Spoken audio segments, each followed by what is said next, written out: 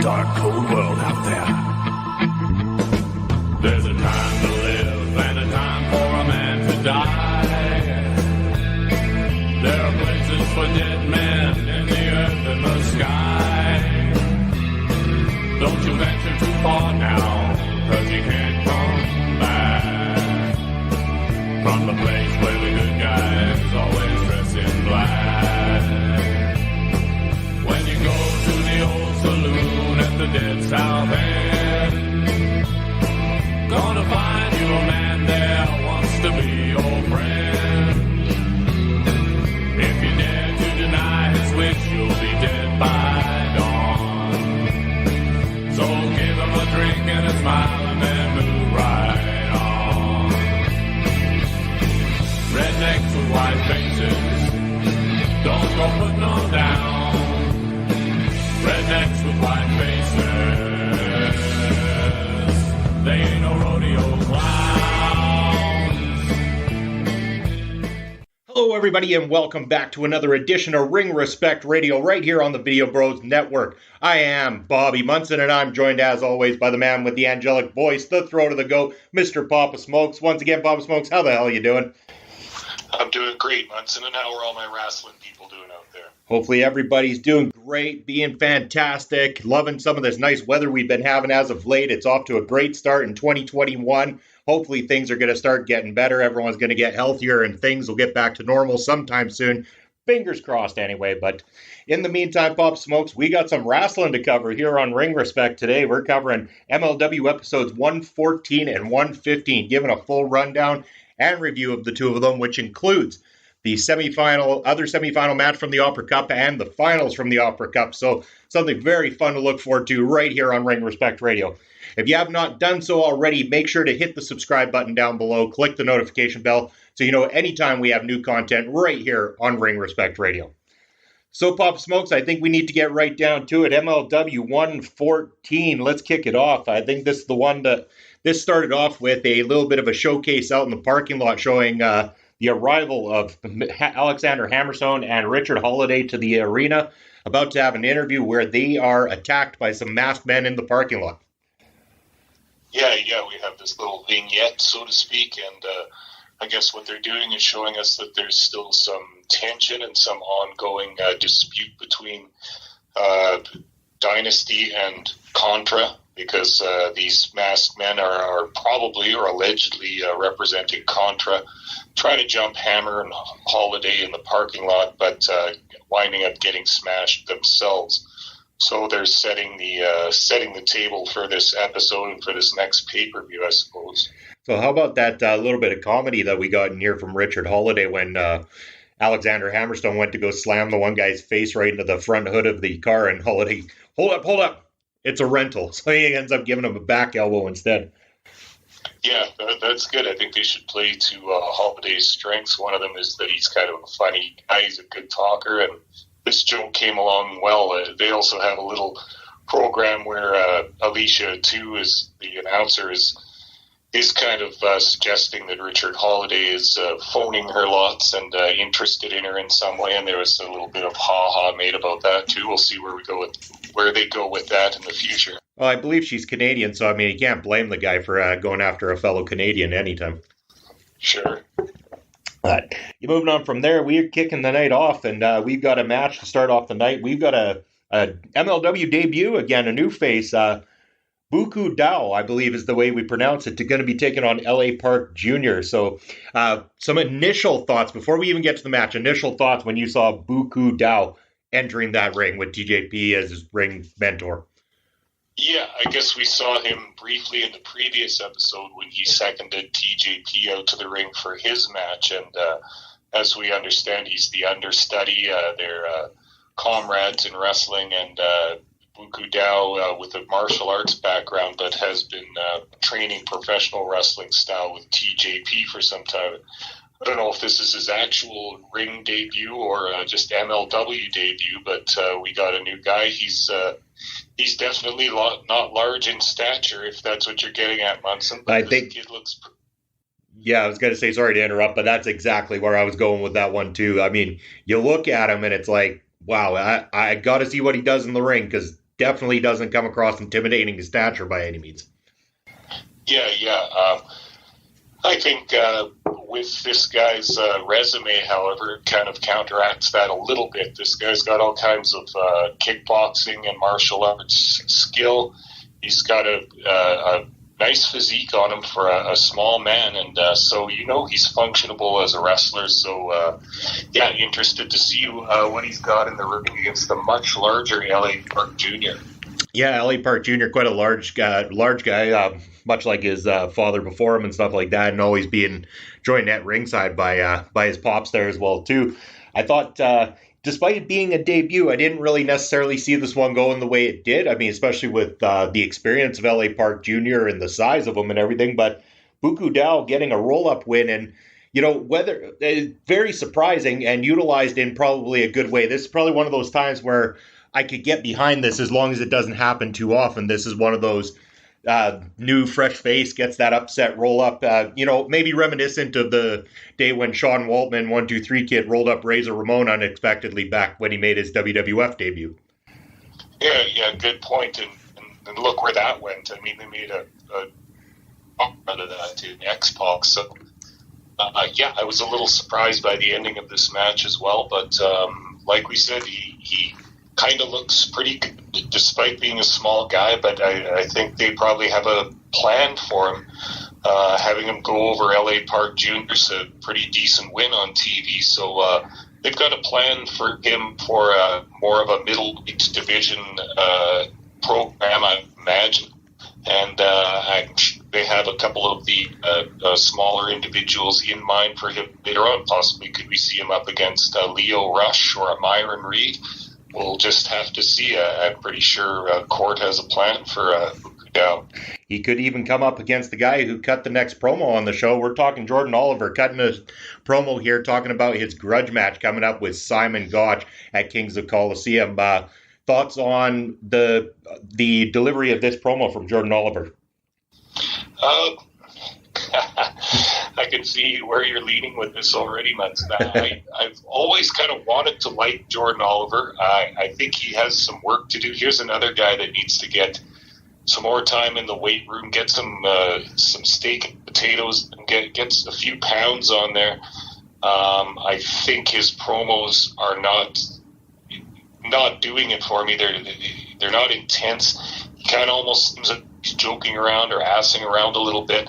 I think there's potential with Jordan Oliver, but he's got work to do, I think. So what did you think of this? I'm in the same boat as you. Again, like I think I've said it many times about how like the character, the way he comes across really gets under my skin. But I think when I reflected on it a bit, it's very reminiscent of I had tons of guys that acted this way when I was in high school and stuff like that thought they were the cool shits with the backwards hat and the pants halfway down their ass back in the day and stuff like that, talking like they're very gangster despite growing up in the mean streets of Saskatchewan, Canada.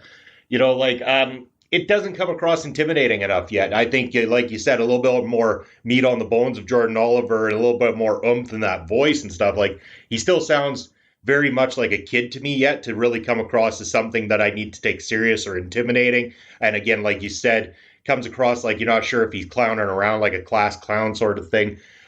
There's most likely a lot of potential here with the kid. Obviously, he can carry himself talking in front of a camera, which is, not great, but still better than a lot of guys are currently capable of doing. So being that he's so young, I think give him some time. We might see some more better things from Jordan Oliver in the years to come.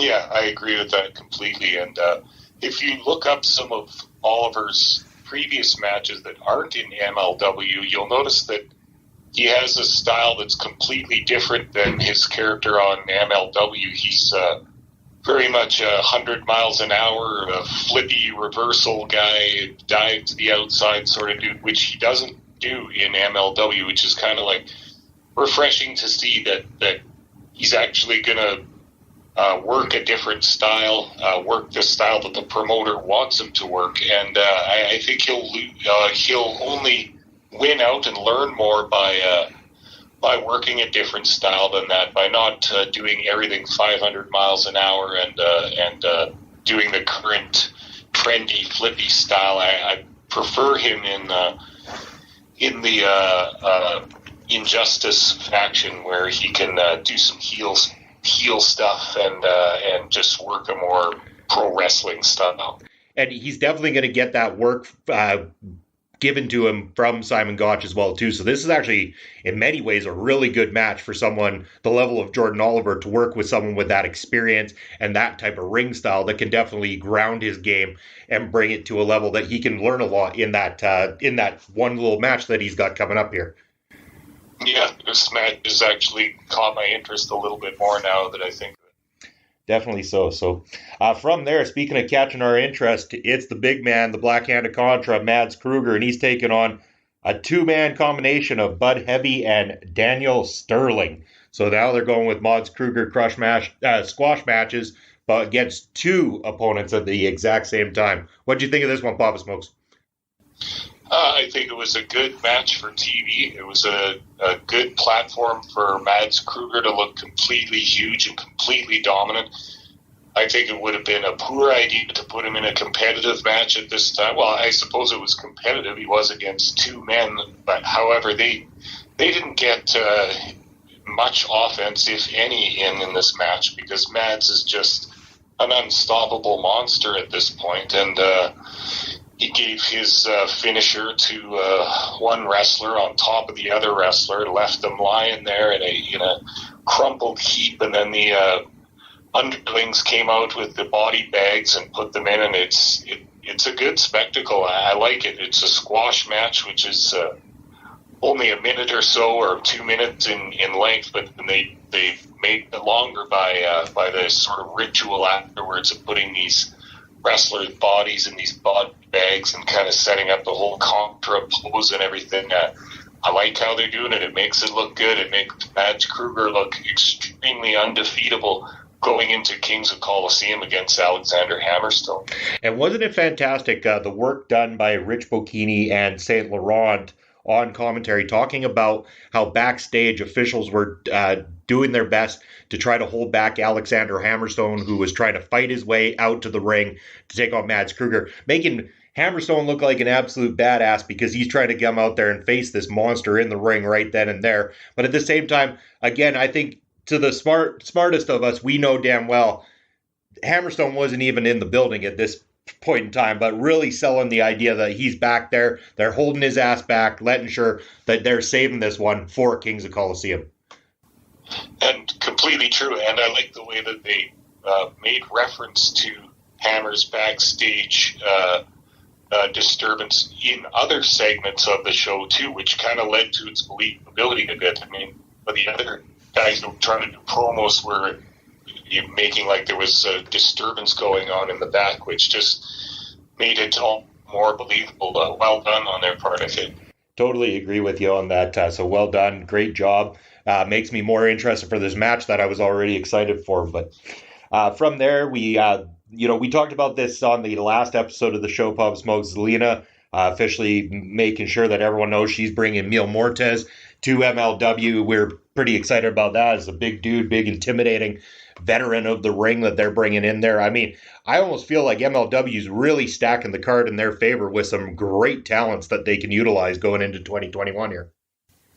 Yeah, that's part Court Bauer and MLW have that working relationship with AAA Lucha in Mexico City, and there's another smaller promotion in Tijuana that they're working with. So I mean, absolutely trade talent with the Mexicans, get some of their best guys, do some shows down there, and get a MLW fan following going to Mexico. As we understand that Bauer is trying to do that in other parts of the world too. It lends an international feel to the show, which lends an aura of real sporting competition in it too, and it just shows the wide world of wrestling, the colorful world of wrestling, but different characters that there are that we never get to see because they're in different countries or we don't get their TV shows. Well, here we're going to get to see Mil Muertes for a while on MLW TV, and someone that probably not a lot of modern fans are experienced in watching. So again, it's fun for the fan because you get different talent all the time. Definitely. So it's going to be very unique to see. So From there, we were expected to have the return of Alexander Hammerstone to in-ring competition since his beatdown at the hands of the Black Hand of Contra, Mads Kruger. But as we were saying, they had sold the idea that this backstage fight was going on, that they were having to keep Alexander Hammerstone under control, and we were let known that Alexander Hammerstone had been removed from the building and that they would not be proceeding with a one-on-one competition to make sure that nothing further went down between Contra and Alexander Hammerstone. Great way to keep Hammerstone in that conversation again without having to put him right back in that ring. I mean, they've been saving that since that first night of the return. That was that one match that Hammerstone had. Since then, they built this beautiful story, have not had to waste him in a bunch of matches leading up to it. And you couldn't be more excited for this main event opportunity coming down on Wednesday night. Yeah, very well done. Just the hype machine working overdrive, just to make sure that everybody knows that this is a huge match, that as terrifying as Mads Kruger is, equally strong as Alexander Hammerstone, and completely unafraid of Mads Kruger, dying to get his hands on. This is a really good promotional technique right before the pay-per-view to keep both wrestlers in the conversation, keep the fans' minds on them, and keep the fans invested in this match.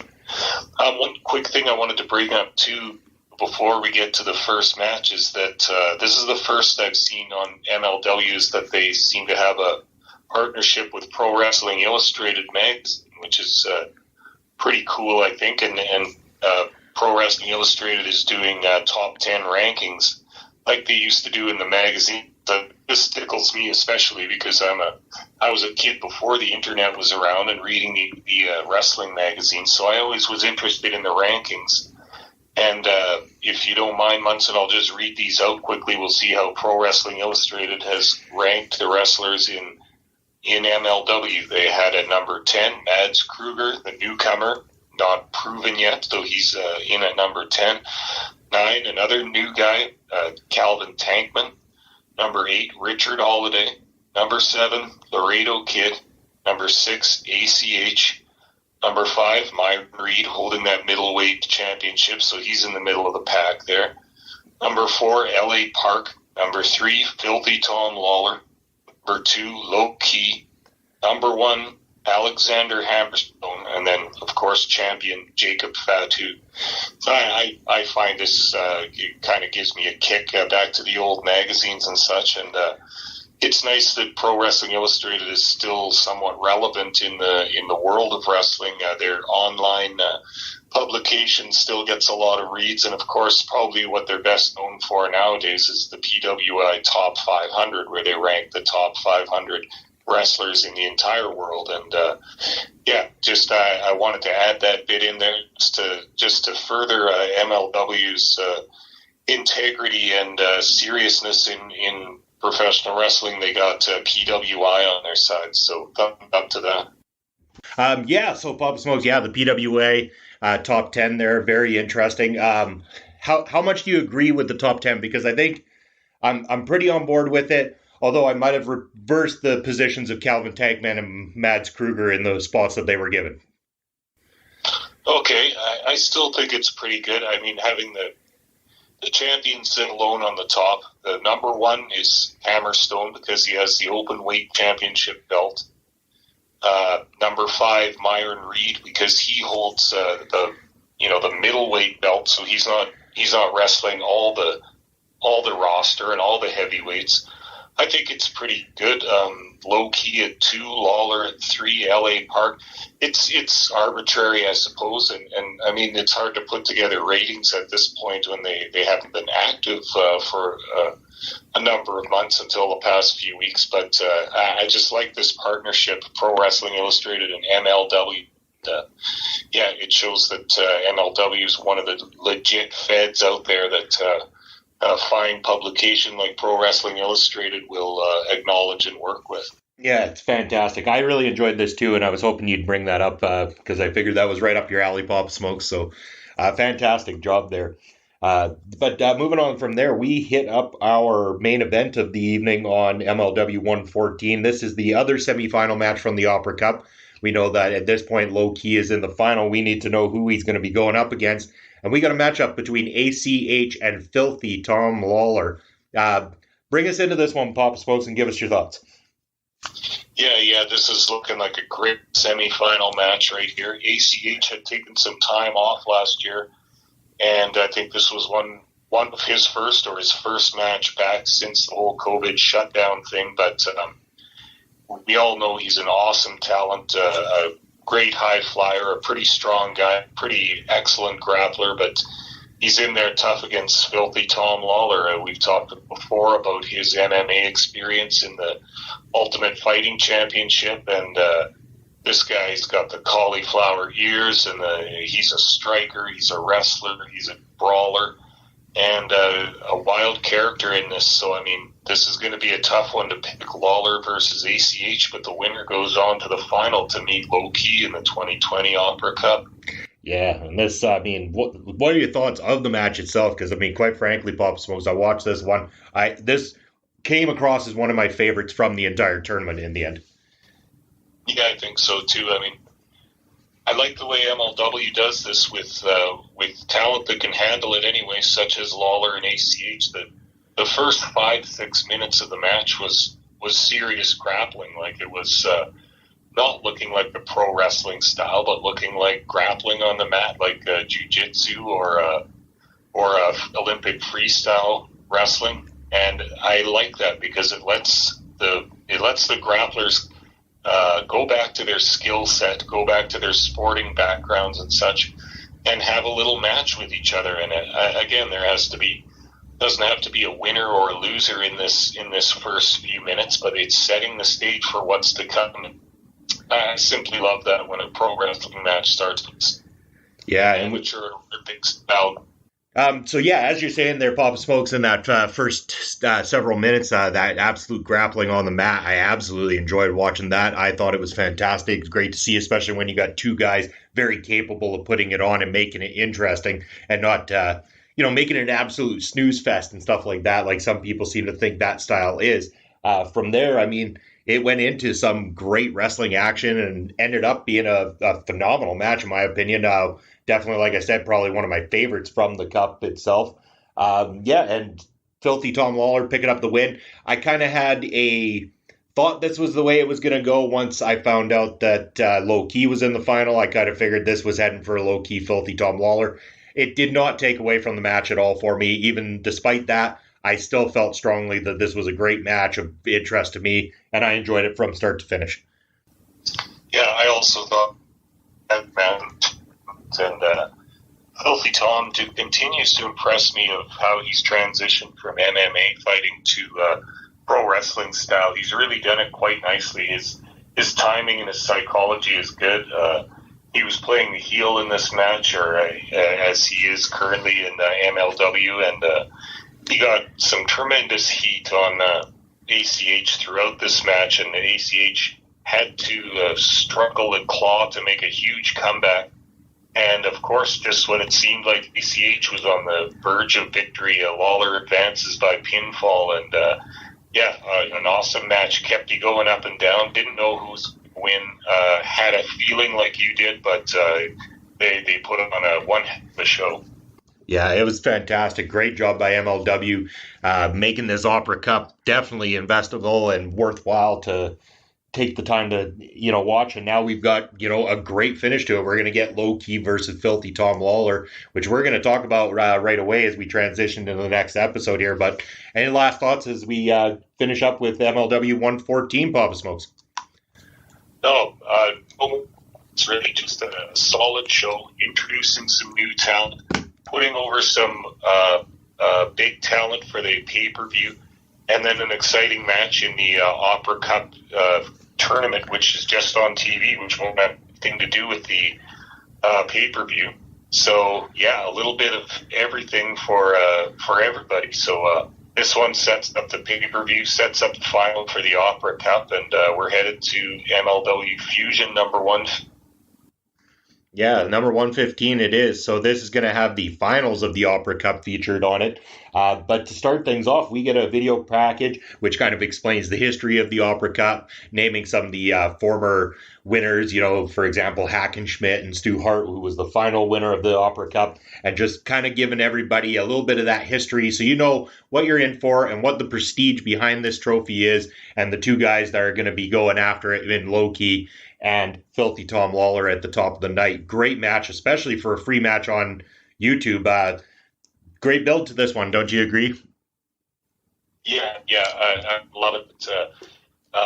One of the facts that I liked about the Opera Cup, the actual statue itself, is that they were saying that MLW took this trophy itself to the same company that maintains the Stanley Cup trophy for hockey. Yes, yeah.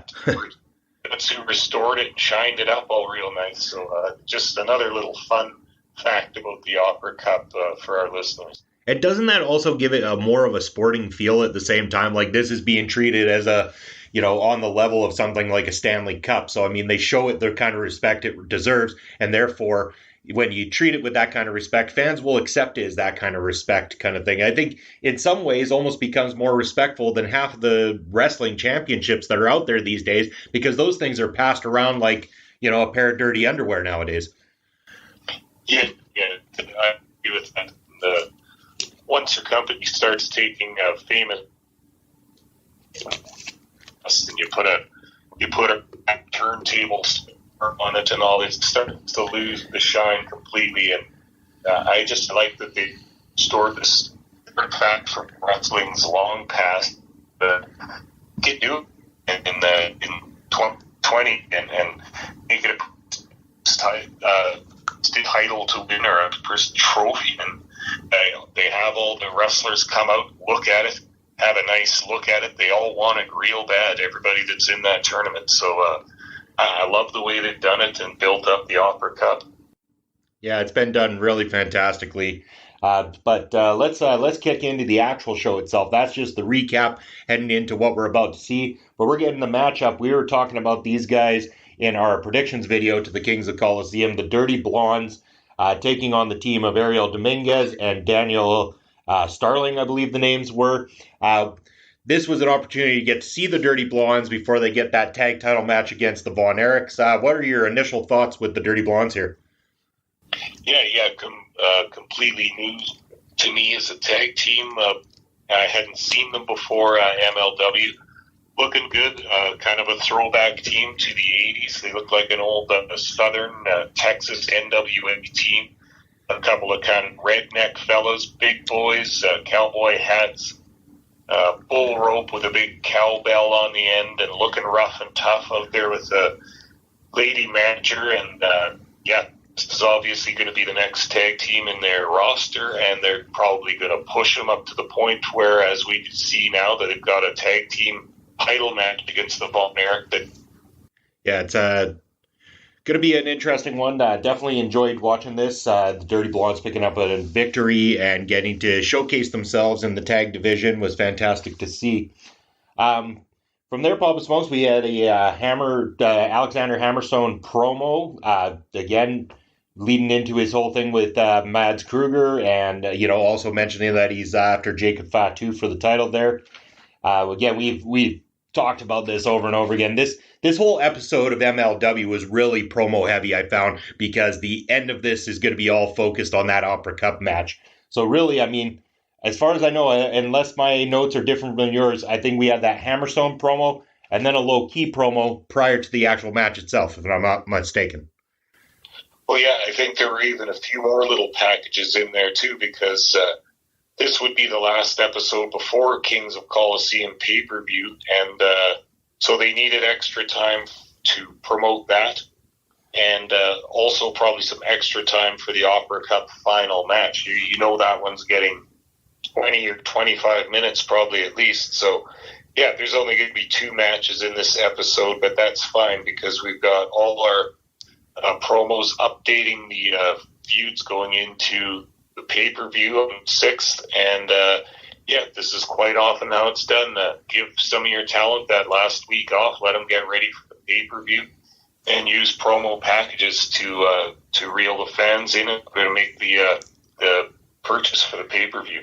Oh, exactly. And yeah, I mean, it's pay-per-view usually, but this is not one that fans need to purchase. So if you haven't already seen it, because this will be out afterwards, you can check out Kings of Colosseum right on YouTube. So thank you to MLW for putting out a quality show like that, absolutely free, where, they could have very well been asking for people to be paying up for this one. Yeah, no, I completely forgot when I was saying that too. You call it a pay-per-view, but it's actually just a feature show, and MLW hands in many pots with sponsorships and such like that. They're going to give this show to the fans for free, and this is really quite a good promotional technique, I think, and I think they're going to get a lot of eyes on their product. Definitely they will. And so all those promos were leading up to what we're about to get into here, Pop Smokes. We had Low-Key doing his promo cutting beforehand, and then we're right down to it. It is the finals of the Opera Cup. It is Low-Key taking on Filthy Tom Lawler. And if I was a betting man before this thing kicked off, my money was on Low-Key winning this thing. I thought the older veteran wrestler, the way this has been built, the way it's been presented, I just really had a feeling that this was to put Low-Key's name amongst all those names that have been on the Opera Cup. Now, why don't you lead us into this a little bit, and then we'll start talking about the finish to this one and talk about the match itself as well, too. Sure. I felt the same as you going into this match. I kind of was giving the edge in the back of my mind to Low-Key also because, like you said, veteran and well respected around MLW, but also, if you remember the 2019 Opera Cup, he's one of the returnees from that, and they mostly have a different little lineup this year. But Low-Key was featured heavily in last year's too, even though he didn't make it to the final. He worked real hard in that tournament and did a lot of selling and a lot of punishment to his body, etc., and had a few competitive and very long matches in that. I kind of had it in my mind that if he was in it again this year, that it might go his way too. So that's kind of how I was thinking when I came into this too. But if you look at this match on paper, it's very, very hard to call. We've got a couple of martial artists who are now professional wrestlers who can obviously shoot if they want to. Between the two of them, they have to know how many holds and how many transitions and such. They're going to be able to work a great match with each other. So, yeah, I kind of had the feeling that maybe Low-Key was going to come through with this one. What did you think of the match itself? There was a lot of good sports-based grappling in this, too. It looked like it could be a UFC fight for the first 6-7 minutes. If not longer, even. I think I even spoke out on social media saying that this was hands down probably my favorite one-on-one, basically mat wrestling encounter of all of 2020. In terms of being an actual physical wrestling match and looking like a sporting competition and stuff, I don't think you could get closer to a sporting fight of any kind in all of 2020 than what this match delivered. Yeah, that's a good way to put it, Munson. This looked completely real and like a true contest between two guys that are struggling against each other. And I think that's the beauty of having guys like this on your roster. They can do little shoots like that, little few minutes of let's just grapple for a bit. Let's see who's tougher. If I can get you down, that's fine. But if you get me down, that's fine too. We're going to come up and do our spots later. But this just looked like awesome grappling.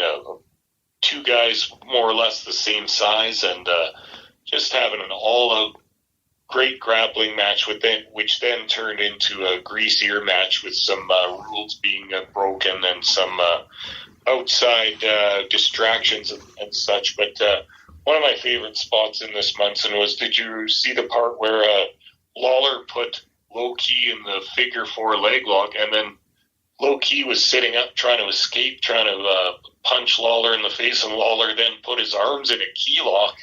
Yeah. He's got the two submission holds on at the same time, one on the legs, one on the arms.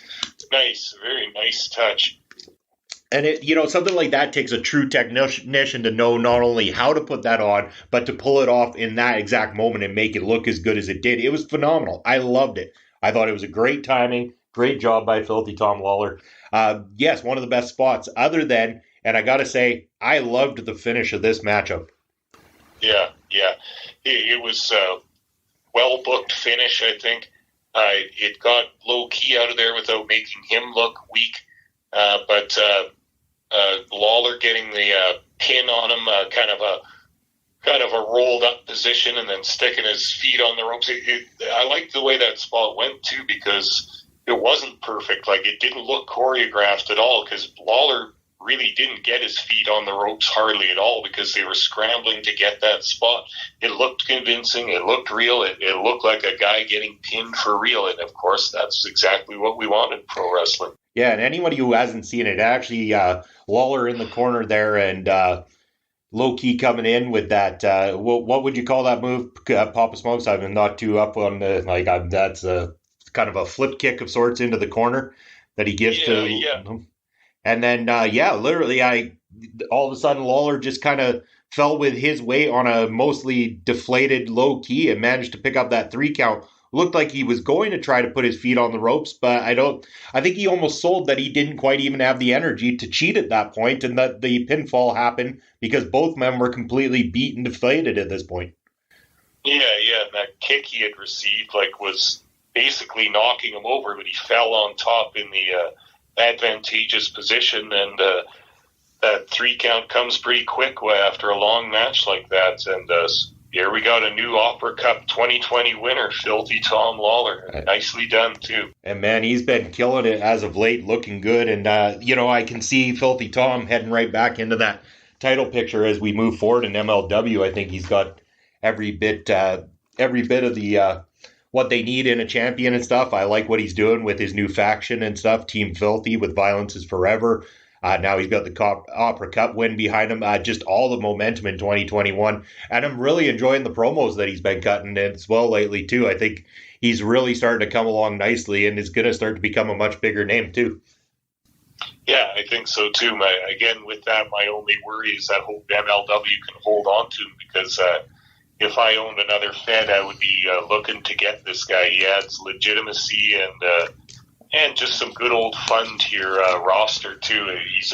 He's completely legitimate in the ring, and yet he's kind of a wacky and funny guy outside the ring and in his promos and stuff. I think he's gold, and he's gotten so good, and I think he's only going to get better. He's a wacky and funny former MMA fighter. He kind of reminds me of somebody we know from around here named Mitch Dangerous Own Clark, eh? Yeah, just a little bit. Yeah, sure does. That would be an interesting lockup if ever we could facilitate the idea of Mitch Dangerous Own Clark and Filthy Tom Lawler, 2 former MMA fighters like that taking place, especially if we could book that in the old Prairie Pro Wrestling ring. Oh, it'd be a dream come true. Let's work on it, man. Well, you sure do. It's not like we don't have the time to work on it at the moment until we can get back to those live shows like we've been craving. So, anyway, anything else to add to that the whole episode there, Papa Smokes? No, I think it was just a strong episode overall. It didn't go wild with having a whole bunch of matches. It had an itinerary of things to do, put some new people over, pump the big show, the Kings of Colosseum, and finish that Opera Cup with a fantastic final match, satisfying the fans. I think this episode had a bit of everything. Sure did, and what a great ending to it, a great matchup. Opera Cup, fantastic this year, so thank you, MLW, for putting that on, carrying on that tradition, and giving us some excellent wrestling to top off 2020. So thank you very much. And we want to thank all of you for tuning in every time to Ring Respect Radio.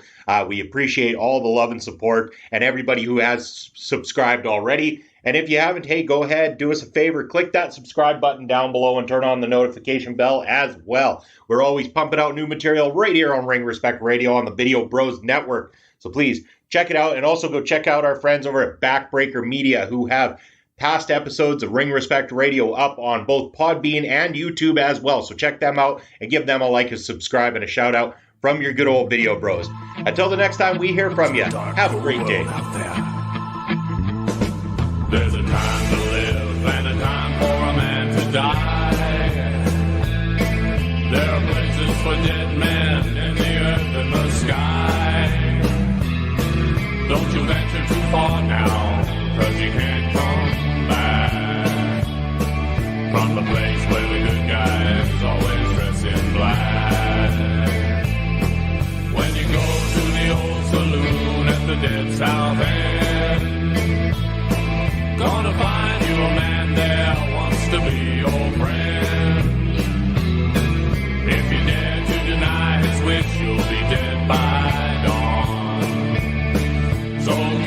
drink and a smile and then move right on. Rednecks with white faces, don't go putting them down. Rednecks with white faces, they ain't no rodeo clown.